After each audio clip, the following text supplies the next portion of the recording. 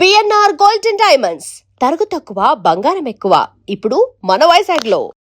మీరు ట్వీట్ చేశారు కదా ఫస్ట్ టైం, మీరే మీ నుంచే తెలిసింది కదా, అందరికీ తెలిసింది మీ ట్వీట్ నుంచే కదా తెలిసింది. ట్వీట్ చేసి బ్లాగ్ లెటర్ అంటే ఆ క్షణం ఏదో అనుకోకుండా అలా ఏదో ఆలోచించడానికి అలా పెట్టేశారని ఎవరు అనుకోరు అది. అంటే ఆ పెట్టే ముందు కొన్ని నిమిషాలు కొన్ని గంటలు డెఫినెట్గా మీ మనసులో చాలా మదన జరిగి ఉంటుంది. అదంతా నేను కూర్చుని ఫేస్ టు ఫేస్ కూర్చుని ఇది నా మనసులో ఉన్న విషయం చెప్పి డిస్కస్ చేసి నా నిర్ణయం తెలియచేసే ముందరే అయిపోయింది అది. ఎందుకంటే నా మైండ్లో నా మనసులో అంత క్లారిటీ లేకుండా ఇన్ని స్టెప్స్ ఇంత డెసిషన్ నేను తీసుకుని ఉండేదాన్ని కాదు. చెప్పాను కదండి, ఒక నిర్ణయానికి రావడానికి కొన్ని విషయాల మీద నా అభిప్రాయం మార్చుకోవడానికి, మనసు మార్చుకోవడానికి, కొన్ని విషయాలు ఒప్పుకోవడానికి, తెలుసుకోవడానికి టైం పడుతుంది. నాకు అంత ఈజీగా వదిలేను నేను. Takes a lot of time for me. అదండి, ఆ ట్వీట్ పెట్టడానికి ముందు మీ మనసులో జరిగిన ఆ స్ట్రగుల్ ఏంటి అని అంటున్నాను. ఒక్కసారి నేను ఇది నా దారి, ఇవే నా నిర్ణయాలు, ఇలా తీసుకుంటేనే నా లైఫ్కి నేను న్యాయం చేస్తాను, నా బిడ్డకి నేను ఒక మంచి తల్లిగా ఉండగలుగుతాను అన్నది డిసైడ్ అయిన తర్వాత everything was matter of fact. అది ఈ తర్వాత ఇది జరగాలి, ఆ తర్వాత అది జరగాలి, ఆ తర్వాత అది జరగాలి. ఆ తర్వాత నేను కూర్చుని సెంటిమెంట్లో మునిగిపోయి కరిగిపోయి దట్స్ నో పాయింట్. అదంతా ముందరైపోయింది. అది చాలా కాలంగా అవుతూనే ఉండింది.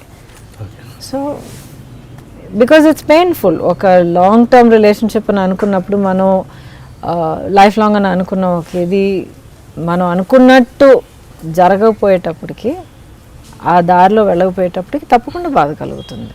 ఇన్వాల్వ్ అయిన ప్రతి ఒక్కరికి కలుగుతుంది. But I can talk only about my self. మామూలుగా ఒక గొప్ప నటుడు, ఉన్నతమైన క్యారెక్టర్లు వేసే నటుడికి ఉన్నతమైన క్యారెక్టర్ ఉండాల్సిన అవసరం లేదు. ఈ స్టేట్మెంట్ని మీరు ఒప్పుకుంటారా? ప్రొఫెషనల్గా నటుడు మాత్రం కాదు, ప్రొఫెషనల్గా చేసే ఉద్యోగం లేకపోతే ఫాలో అయ్యే ఒక ప్రొఫెషన్ ఎంత అద్భుతంగా చేసినా కూడా దానికి వాళ్ళ ఇన్నేట్ పర్సనాలిటీకి సంబంధం ఉండాల్సిన అవసరం లేదు. ఆ సక్సెస్, ఆ లెవెల్ ఆఫ్ అచీవ్మెంట్ పొందడానికి కొన్ని పర్సనాలిటీ ట్రేట్స్ ఉండాలి, కొన్ని క్వాలిటీస్ ఉండాలి. ఒక పట్టుదల, ఆ తర్వాత సాధించాలన్న ఒక వెర్రి, ఒక ఆక్రోషణ అంటారు చూడండి, అది ఉండాలి. So there are different qualities that are needed to be successful. ఒక అనాలిసిస్ ఉండాలి, ఒక టాలెంట్, అవన్నీ ఉండాలి.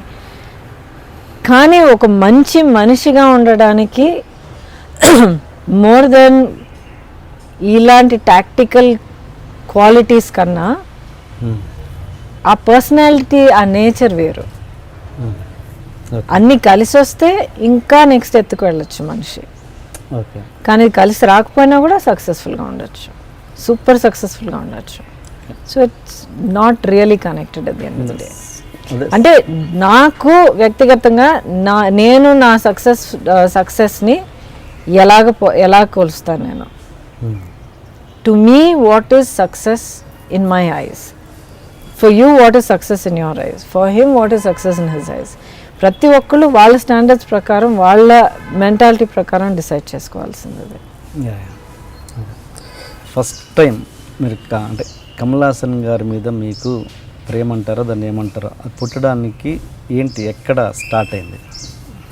I've always respected him as an actor అండి, as a creative person. So ఆ అభిమానం అలాగా బిల్డ్ అయింది. అండ్ ఏదో ఒక పర్టికులర్ పాయింట్ ఉంటుంది కదా? No, it was a gradual thing. It's a gradual thing. దాని పర్టికులర్గా ఏం చెప్పలేరు. మోర్ ఐ థింక్ అది మోర్ ఒక మ్యూచువల్ రెస్పెక్ట్ మీద మొదలయ్యి బిల్డ్ అయ్యి, it was a more mature kind of this thing. Okay మీరు ప్రతి ఇంటర్వ్యూలో అది దాటేస్తున్నారు, ఆల్మోస్ట్ ప్రతి దాంట్లో దాన్ని కొట్టేస్తున్నారు, చైల్డిష్ అది అంటున్నారు. మీ మెయిన్ విడిపోవడానికి కారణము శృతి హాసన్ అని ప్రతి దాంట్లో అంటుంటే మీరు చైల్డిష్ అంటున్నారు. బట్ మీ తమిళ ఇండస్ట్రీలో కావచ్చు, ఇక్కడ కావచ్చు, అందరూ అదే రీజన్ అని పర్టికులర్గా చెప్తున్నారు. ఇప్పటికీ ఏమన్నా ఇక్కడ ఓపెన్ అవుతారు? చాలా సింపుల్ అండి.